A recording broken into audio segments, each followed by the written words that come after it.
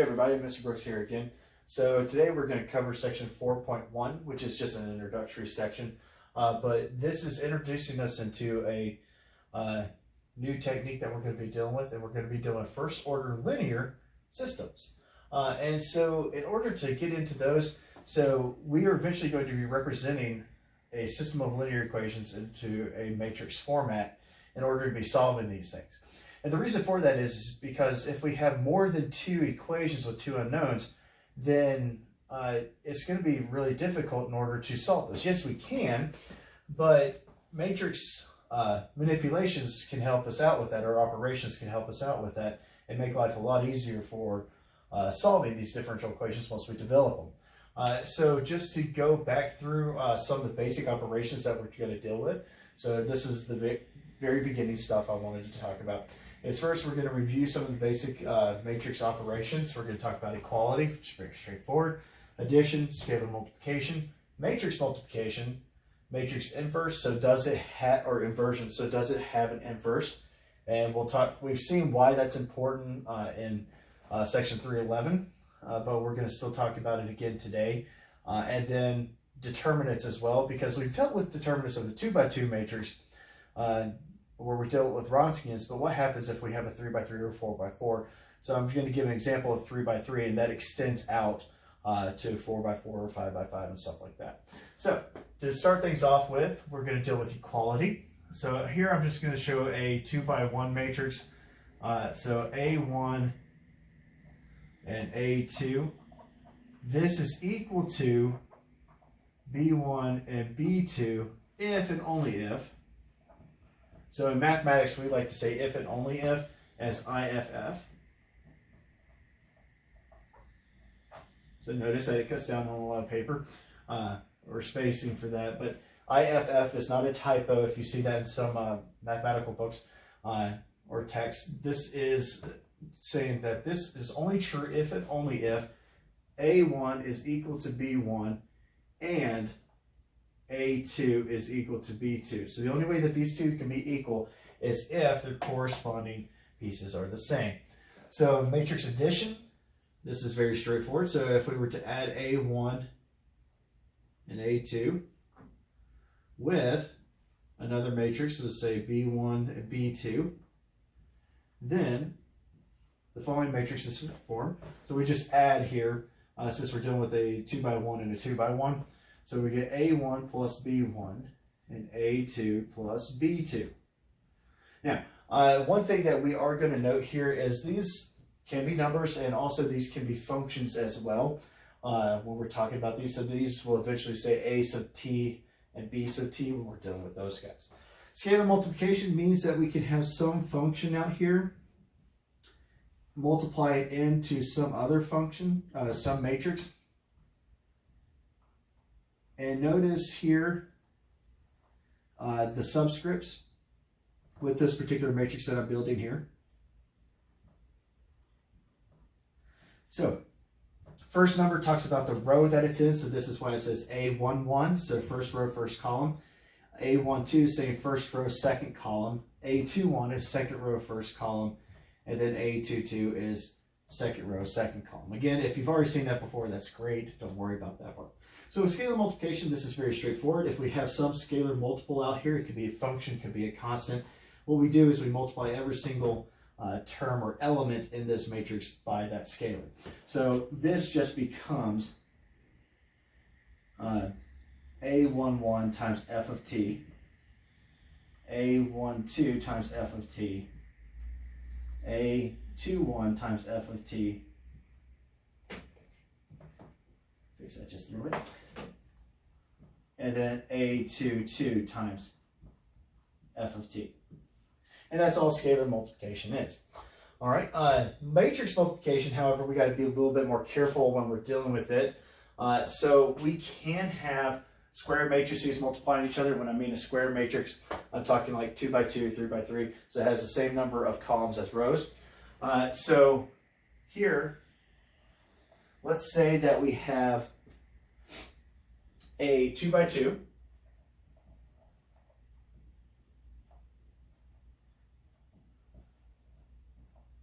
multiplying a 2 by 1, so 2 rows, 1 column. Okay, so what this is going to do is notice that so here is a 2 by 2 and this is a 2 by 1. When we're multiplying, these two have to be the same for the multiplication to work. And what's cool about this is when we multiply this out, then the exterior, it becomes a 2 by 1 matrix in the end. So this is the really cool part. So when we multiply it, it's going to be this row times this column, and then you're adding the elements together for that part. So it's A11 times B1 plus A12 times B2. And then the next one is A21 B1 plus A22 times B2. So notice that this formed a 2 by 1 matrix in that case. All right. So matrix inversion is a little bit more in depth instead of just going with a single line here. So in order to determine if a matrix has an inverse, first of all, let A of t be the matrix. Okay, and here I'm going to give it A11, A12, A21, and A22. Again, I'm dealing with the 2 by 2, but this extends out further. So let this be the matrix. Then A inverse, A sub t of inverse of t, exists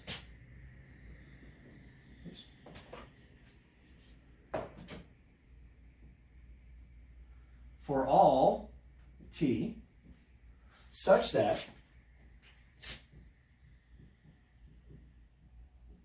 the determinant of that matrix, this is why I'm using determinants next, provided that this is not equal to 0. Okay? And to find what this looks like, A inverse of t is equal to 1 over the determinant of A. So notice why we're talking about it not being equal to 0. So this is also when we talked about having a fundamental set with the Wronskian. So this is why this is important. So when we're talking about inverses, this is what's happening. So we find out what value this is or what function this is. So this becomes a scalar function. So we're going to be multiplying it by the matrix A, but we're going to do a slight adjustment to it. What we do is we change the roles of A11 and A22. So, and I'm going to distinguish that. So A22, A12, and then we make the diagonal negative. So A21 and this should be a 1 down here, so make sure that you do that. So flipping the roles of these two on this diagonal, so that should be A11 in the bottom. And then this is negative A12 up on top. So notice what you do. Again, you flip these two and you make these two negative. All right, so when we're dealing with determinants here, it's going to be, this is where it gets a lot more intricate in dealing with determinants, especially when you go from a 2 by 2 to even a 3 by 3. A 3 by 3 even ups the ante by a lot. So the determinant, remember, is you multiply across here, multiply these two, and then subtract this value from this, or this value from this value. So with the 3 by 3, what we do is we actually use that same idea in what we call minors. So here, if we're finding the determinant of a particular matrix, and here I'm going to, instead of dealing with A11 and stuff like that, I'm going to deal with just individual letters. This makes it a little bit easier.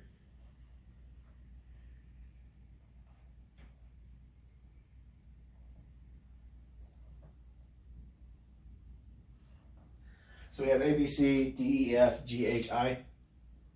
And so when we find the determinant of this particular matrix, it's A times its minor. So note when I'm talking about a minor, I'm talking about the matrix formed by E, F, H, I. So it's A times the determinant of E, F, H, I minus, okay, and this pattern is nice here. So it's plus minus, plus minus, plus minus, so that continues. the minor of B, so B times the determinant of its minor. Its minor is what's not in its column. So DGFI.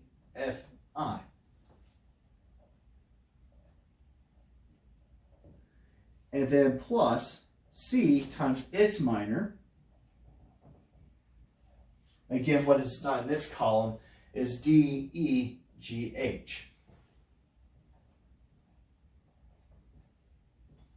So again, notice that you'll have to find the determinant of this piece, determinant of this one, and determinant of that one. But notice it's not what's in that column, so it's separated.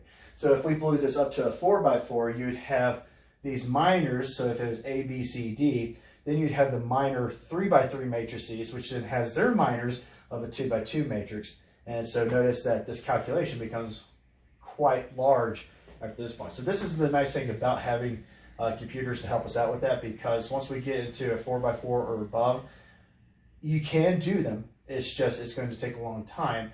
And so this is where a calculator would be handy.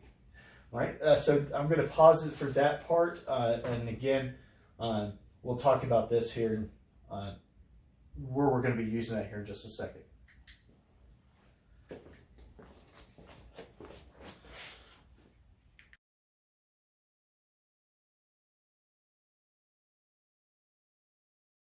Okay, so next we're going to deal with, so this is our second part. So now that we've talked about the basic operations, we're going to talk about limits, derivatives, and antiderivatives of matrix functions. So in order to do that, we need to first look at what happens to a vector function, because then we can talk about these applications on matrices. Okay, so let R of t be a vector function of the form R of t is equal to f of t times the I vector plus g of t times the j vector plus h of t times the k vector. All right, so for those that have had linear algebra, or those that have some introduction into it, this I is the vector 1, 0, 0, j is 0, 1, 0, and k is the vector 0, 0, 1.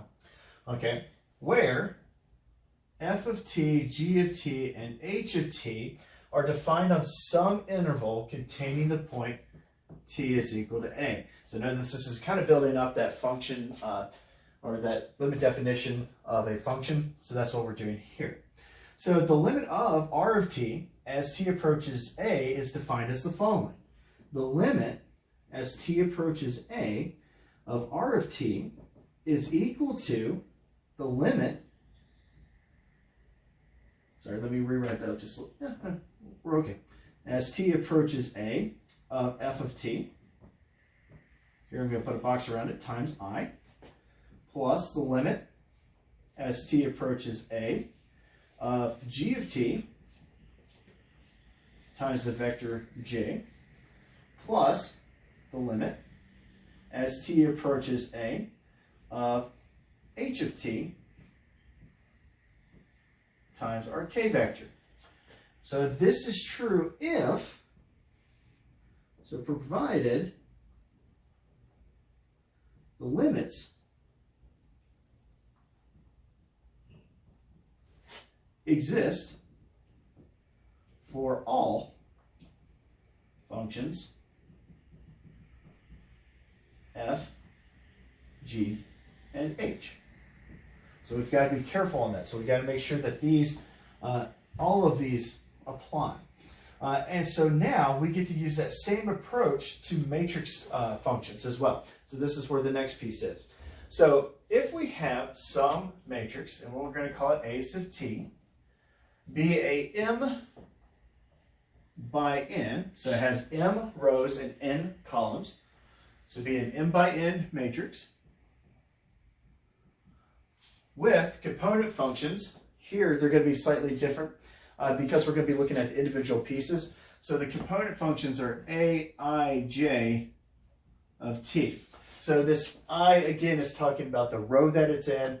J is talking about the column. So when we're looking at those individual elements of the matrix, that's where that's coming from. Okay, so let that be the case. Then the limit as t approaches a of a of t is equal to, or means, sorry, this means, if this is equal to some value L, this means the limit as t approaches a of each of these individual component functions, a sub ij of t is equal to some value L sub ij.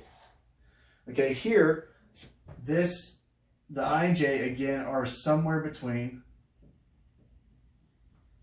well, I is going to be between 1 and m, and j is going to be between 1 and n. Okay, so m rows, n columns. Okay, so that means all these limits have to exist, and then the limit of the whole entire thing is equal to L. So in that case, well, L would be some matrix as well, with these individual components of L sub ij. So just as an example, if A sub t is a 2 by 2 matrix, then the limit as t approaches a of t is equal to L is true if and only if the limit of this is equal to the limit as t approaches a of this A11, A12,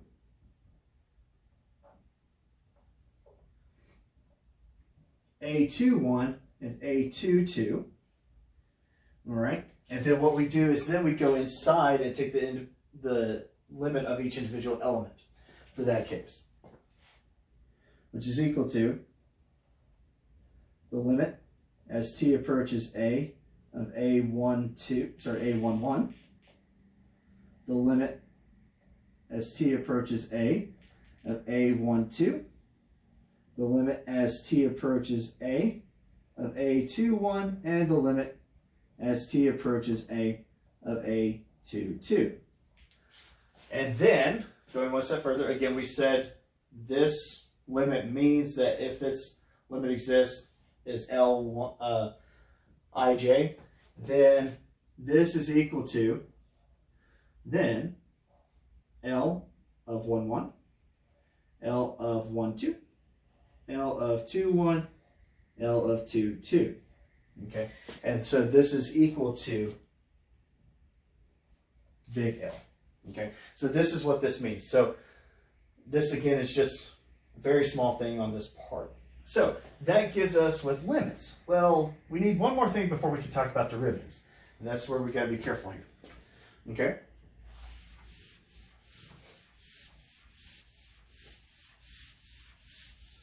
All right. So the derivative idea is going to come out of continuity. Remember that we talked about continuity before we talked about derivatives when we started into Calculus 1. So the matrix A sub t is continuous. And again, think about your implications of continuity from calculus. Okay, what does it mean to be continuous at a point? It's continuous at t is equal to a if, first of all, the function has to be defined there. So that means the matrix A sub t is defined on a neighborhood of t sub a.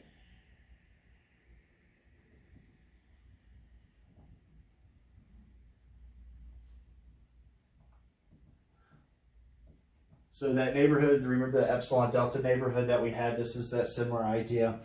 So some neighborhood of t of a, okay, and this is combining the two pieces into continuity because continuity was talking about three individual things. So it has to be defined, its limit has to exist, and its limit has to equal the function value. So here we're taking it one step further, or combining those two, and if its limit as t approaches a of t is equal to a of a. So again, this is our basic idea of continuity for functions, and so we're now applying it to continuity of a matrix function. All right, which means that we could talk about the limit process for these guys. Thus, we can define the derivative of a of t as the following. So it can be defined as a prime of t is equal to the limit. Again, this is going back to Calc 1, we were first introduced to these guys. As h approaches 0, of 1 over h times a of t of h, t plus h, sorry, minus a of t. Remember, this is how we found the derivative of functions, and we tortured you guys all the way through, and then we said, okay, there's a shortcut. So yes, there is a shortcut here. So what this means is this is the matrix. Once we go through those for each individual piece, again, because we could take the limit of the matrix, that's the limit of each individual component. Therefore, when we deal with that, we're going to get A11 prime, A12 prime, A21 prime, and A22 prime. So that means when we take the derivative, we could just take the derivative of each component, and then that's the derivative of each of those guys. Well, that means we could go one step further and talk about antiderivatives, because antiderivatives are built off of limits as well.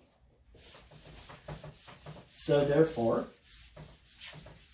if we define the integral of a of t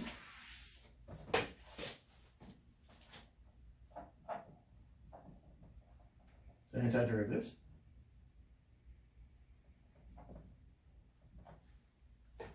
that little part there, we'll simply define as the integral of a of t dt is equal to the integral of a11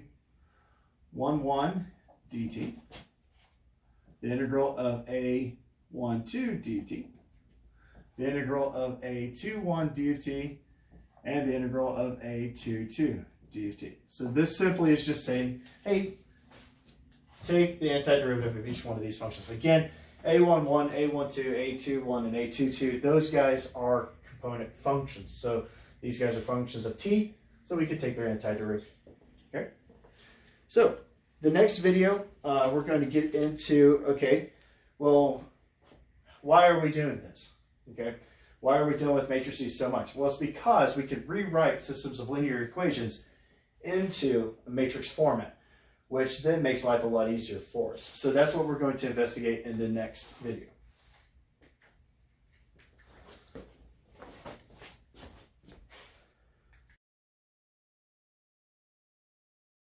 All right, folks, so we're getting back into part 3 here. So we're finally getting into defining this first order system of linear equations. And so we're going to go with the definition and why we're going to go to matrices. So first of all, here's our definition. The first order system of linear differential equations is just a collection of n equations. Okay, a1 prime is equal to a11 y1 plus a12 y2 plus so on up to a sub 1 n. So this is talking about, if we wrote this as a matrix, this is the first row nth column y sub n plus g1. And y2 prime, notice that we have a21, a22, and so forth. And these functions y1, y2, and y sub n are still the same functions as the previous, in the previous line. And we have n of these. So we have y sub n prime, and notice we're dealing with the nth row if we wrote this as a matrix. Here, with the initial conditions that y sub 1 of t sub 0 is equal to y1 sub 0 and so forth. So again, these guys are just initial conditions, where y sub I sub 0, so these guys here, those guys are just constants, okay? So again, these are the initial conditions. And y sub I of t, these guys here, the y1, y2, and so forth, these are unknown functions, okay, of t. And so that's going to be important because we're going to be solving for these guys. A sub I of j, these guys, these are given, and g sub i's are given for this. So all these are functions of t. These are given, the a's are given, the g's are given, is the y1s and whatnot are not given. So those are the guys that we're going to be solving for eventually once we start building into this into the next section of 4.2 and so forth. So again, we're just setting up all the ground rules for this.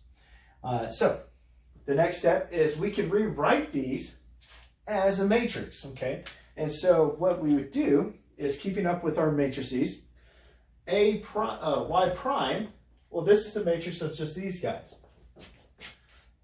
Okay, so this is my y1 prime, my y2 prime, all the way up to y sub n prime. These guys are equal to, well, this is where we got to be careful about setting up our matrices. So remember when we talked about matrix multiplication? So I'm going to be multiplying my A1, my A1, 2, and so forth by a column matrix of y1, y2, y, all the way up to y sub n. And then notice that's how we're going to be building this.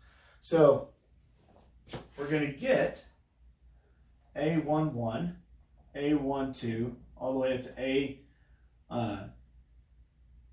sub 1n. And we're going to go all the way down to AN1, AN2, all the way up to A sub nn. Okay, so again, I didn't want to write out every single one of these because one, that would be impossible to do since we're talking about an n number, it's arbitrary. But that's how it looks. So the next line would be A21, A22, A23, and so forth on that piece. Okay, so the next part is we are going to multiply that by a n by 1 matrix. So y1, y2, y sub n. Okay, so that would get us all of this components except for the G1, G2, and so forth. So then, all I'm going to do is I'm going to add by G1, G2, make that stand out a little bit better, to G sub n. Okay, so again, going back to the previous, or a couple where we talked about matrix properties or matrix operations, these guys, again, when we multiply this row times this column, it's going to produce this first line here and add that first component of G. And then when we multiply by the second row, we multiply by this column here. That's where we get this second equation. And we multiply the nth row to this column and add G sub n to it. We get this function here. So, and we can write our initial conditions just as y sub 1 of 0, y sub 2 of 0, and so forth. Just this way we have a different notation for these, but again, these are initial conditions for that.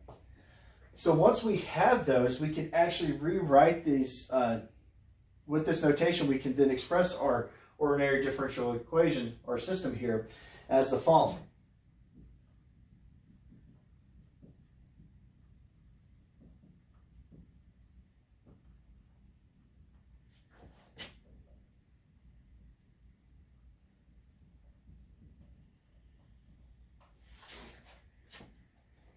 Or we can express. Express is better.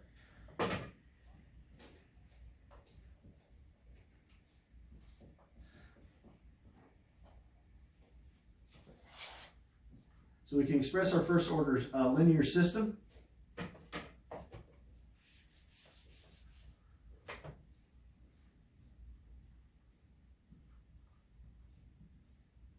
as y prime of t is equal to a of t, okay, or a of t, times our y of t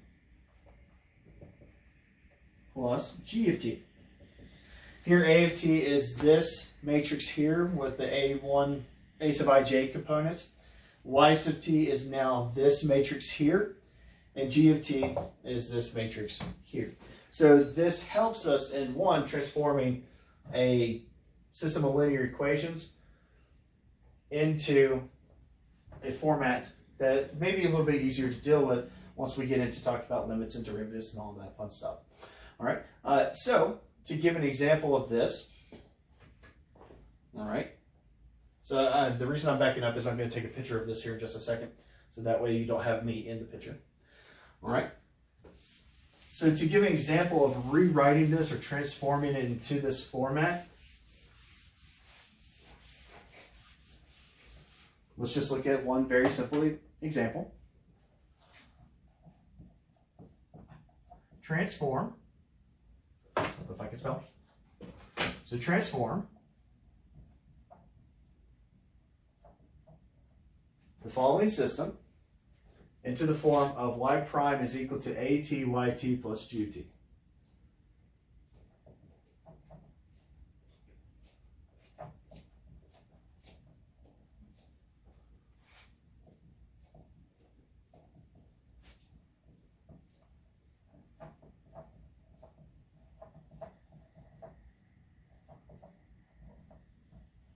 So what we're doing is we're identifying what these matrices are in this particular case. So I'm giving you y prime 1 of t. So our first equation is going to be of the form cosine of t times y1 plus t squared y2. And y2 prime of t is equal to sine of t of y of 2 plus 5. Okay, so now we need, minus 5. Doesn't really matter on this case because we're not solving for anything, but just wanted to make sure that that follows with my notes. All right, so what we need to do is identify our pieces. So notice with this, in our first equation, we have y1, y2. Notice that there's no other, and we have a y2 in the second one. So we only have 2 equations. That means our y of t is very straightforward. So here I'm just listing out what we have, y1 and y2. Now let's talk about our a of t, all right? A of t is multiplying these components, okay? So that first row, notice that we have cosine with a y1 and a t squared with a y2. Well, in order to get that,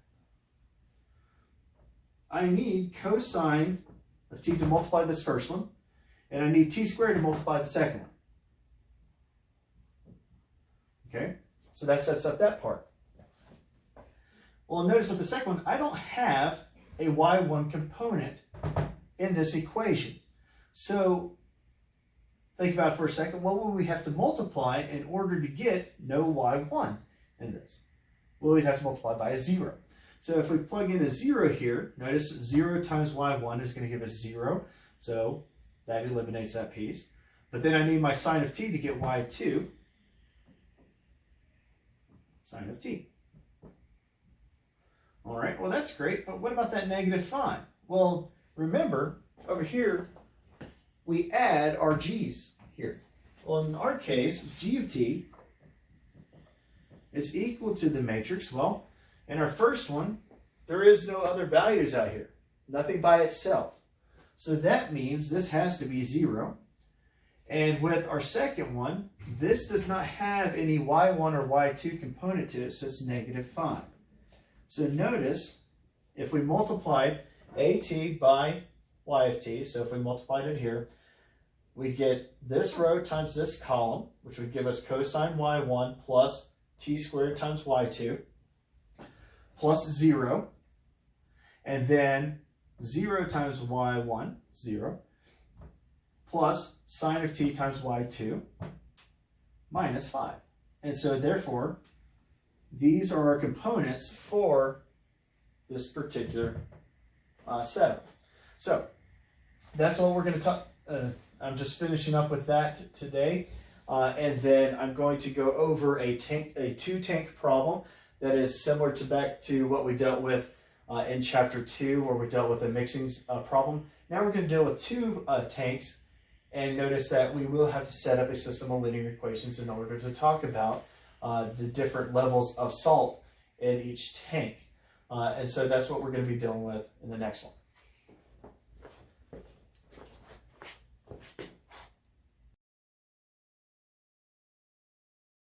Hey everybody, Mr. Brooks here again. So this is our just introduction again. We're not going to go about solving this, but we are going to go through the setup of this particular problem. So this is a 2-tank mixing problem.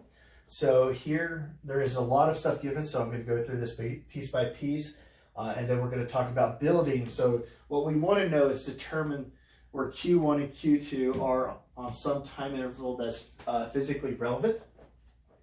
So, but before we get into solving for Q1 and Q2, let's talk about this problem. So we have two tanks that are connected by two pipes connected to two tanks, and then we have some in and out flows that are going on. So tank 1, the quantity of salt at a particular given time is represented by Q1. The volume in the tank at a particular time in gallons, okay? And tank 2 is Q2 of T is the amount of salt in tank 2 at a given time. And V2 of T, that's the volume in tank 2 at a particular time, in gallons and pounds here. And we're also going to be dealing with minutes. So everything is going to be at this minute interval that we're dealing with.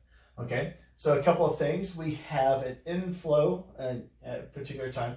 We have 10 gallons per minute coming in with a concentration of 2 pounds of salt per gallon. Coming out of it, so I'm going to focus on this side first. Coming out of it, we have the mixture coming out at a particular time. So we don't know what that is. So that's represented by Q over V. So Q1, V1. And it's flowing out of the tank at a rate of 4 gallons per minute. Okay. Going over here, coming out of tank 1, again, is some particular solution. And again, these are what we call well mixed. So this, the amount of salt at any point in there, if we took a sample, is exactly the same. So is the amount of salt per minute, or gallons or pounds per gallon, and it's flowing out of the tank into tank 2 at a rate of 2 gallons per minute. And on this bottom pipe here, we have the concentration of salt coming out of tank 2 at a rate of 6 gallons per minute, and this is flowing into tank 1. Okay, so tank 1 has two things flowing into it, feeding in at 10 gallons per minute at 2 pounds per gallon. And then it has this flow coming in at 6 gallons per minute at a concentration level of QT over VT. And then flowing out of it is 4 gallons per minute at that concentration level in tank 1, and flowing out of it here 2 gallons per minute. Now in tank 2, we have 12 gallons per minute of fresh water coming in, so no new salt is added into tank 2 except for what's coming in out tank 1. And then flowing out of this particular tank at 8 gallons per minute of the concentration level of QT over VT. Okay, so we have two things coming in, two things going out for both tanks. Okay, so there's a couple of things that are given. We're given that each tank has a 500-gallon capacity. All right. The second thing that's given is tank 1 has 200 gallons of fresh water. So there's no salt in there at time is equal to 0. Tank 2, there is no tank 3. So tank 2 has 50 pounds of salt dissolved into 300 gallons. Okay, so it has 300 gallons of a saltwater mix. Okay, and it's we could talk about its concentration of 50 pounds per 300 gallons. The fourth thing that is given is that time is equal to 0, the flow begins. So think of shut-off valves at every single location, and then we flip the switch and all those valves open at the same time, and then these rates start coming in. Okay, and those flows begin at the above given rates and concentrations. And number 5 is Q1 and Q2 are the amounts of salt at some time t in tank 1 and tank 2. All right, our task is to determine what Q1 and Q2 are on a time interval that is physically relevant. Okay, so what I mean by physically relevant is we are going to stop the clock whenever one of these tanks is full or one of the tanks is completely empty. And so that's what we mean by physically relevant. So let's talk about first what's going on with tank 1 and tank 2. So tank 1.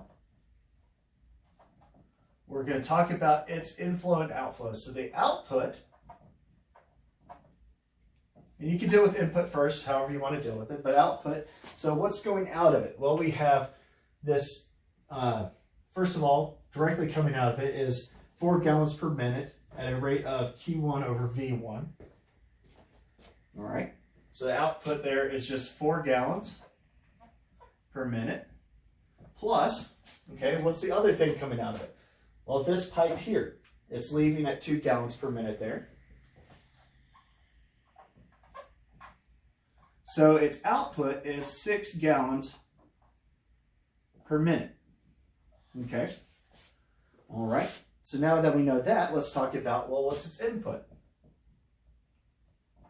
So the reason that we're talking about this is we want to know which one's going to fill up, or are they both going to fill up, and which one's going to reach the 500-gallon capacity first, because then that's when we stop our clock.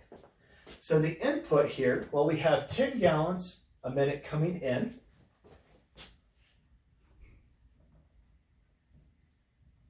plus that coming from tank 2 is 6 gallons per minute.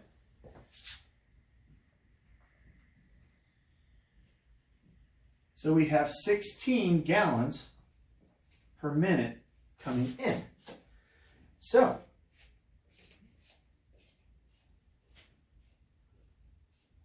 we would then say, well, let's talk about, well, what's its volume at a particular time? Well, since at time is equal to 0 minutes, we're given that tank 1 has 200 gallons of water in there.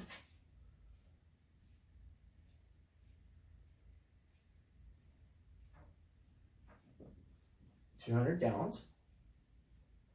Then that means volume 1 of T is equal to 200 gallons plus its input, or what its overall input is coming into.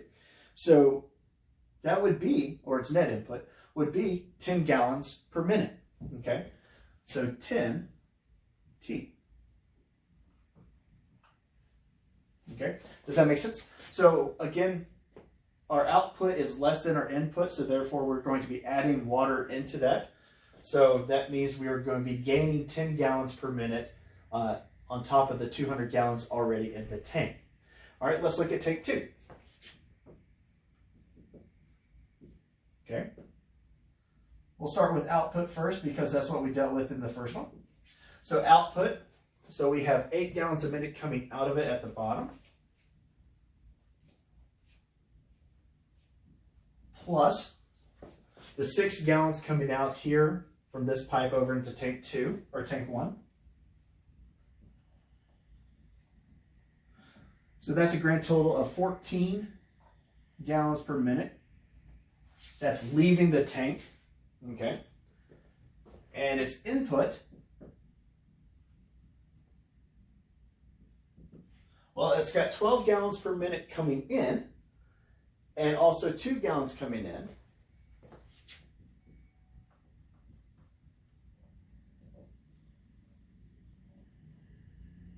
So we get another 14 gallons per minute, which means that the volume of tank 2 is a constant level. It's equal to the 300 gallons that was already in it. Okay, so, which means this tank will never empty and it will never become reach maximum capacity of 500 gallons. So let's look at tank 1 then. So now we're developing what our time interval is that is physically relevant. So notice here we have 200 gallons and we want to reach 500 gallons. So 500 minus 200, that's 300 gallons. Divided by 10, so it's going to take 30 minutes for this thing to fill up. So, thus, our relevant time interval is 0 is less than or equal to T, which is less than or equal to 30 minutes. So again, this is coming from knowing that tank 2 is never going to empty and it's also going to never fill up to the 500. So we just focused on tank 1. And tank 1 we found out will fill up to its maximum capacity at 500 gallons in 30 minutes time. So now we've set up the process.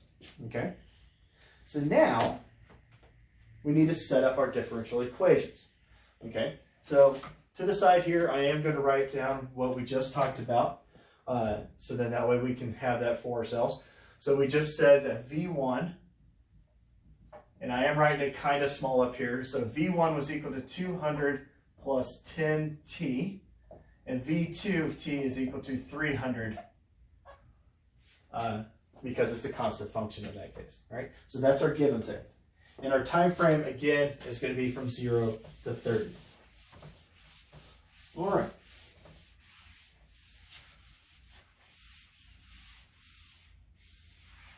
So the next thing we need to do is develop our differential equations.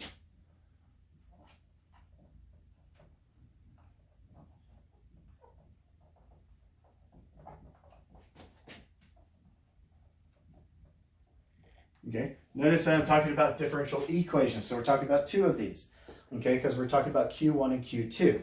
So here we're going to construct this the same way that we dealt with in chapter 2 when we dealt with the mixing problem with the tank. And we're going to talk about the conservation of salt, okay, for each tank. So in order to remember that, I'm going to write this down. And remember, we dealt with this in test number 1. So the rate of change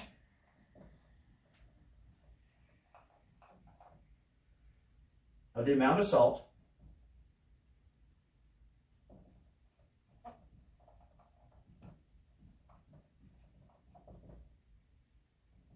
in a tank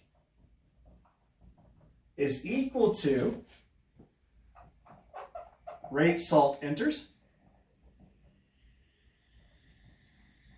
minus rate salt leaves.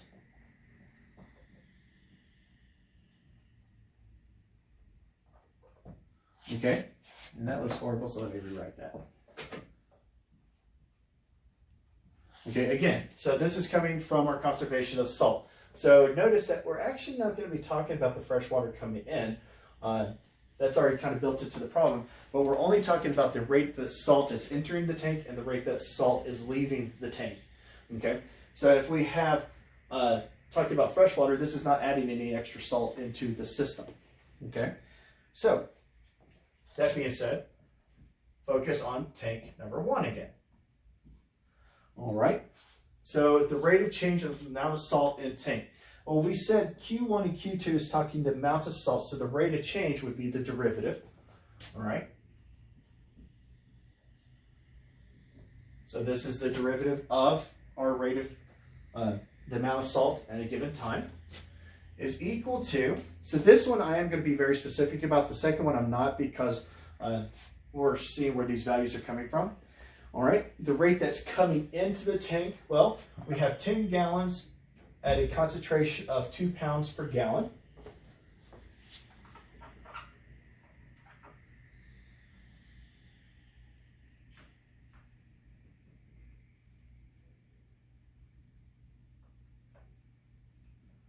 All right. We also have, what else is coming into the tank?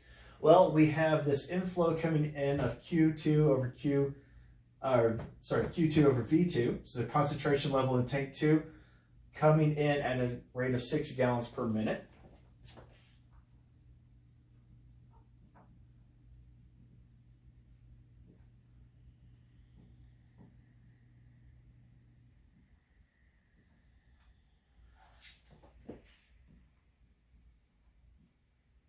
And again, that's pounds per gallon, Q2 or V2. All right, well, that's all that's coming in. And then what's flowing out of the tank, okay? So minus, and again, we're going to simplify this a little bit. So what's leaving the tank? Well, we have Q1 V1 at 4 gallons per minute, and we also have Q1 V1 at 2 gallons per minute.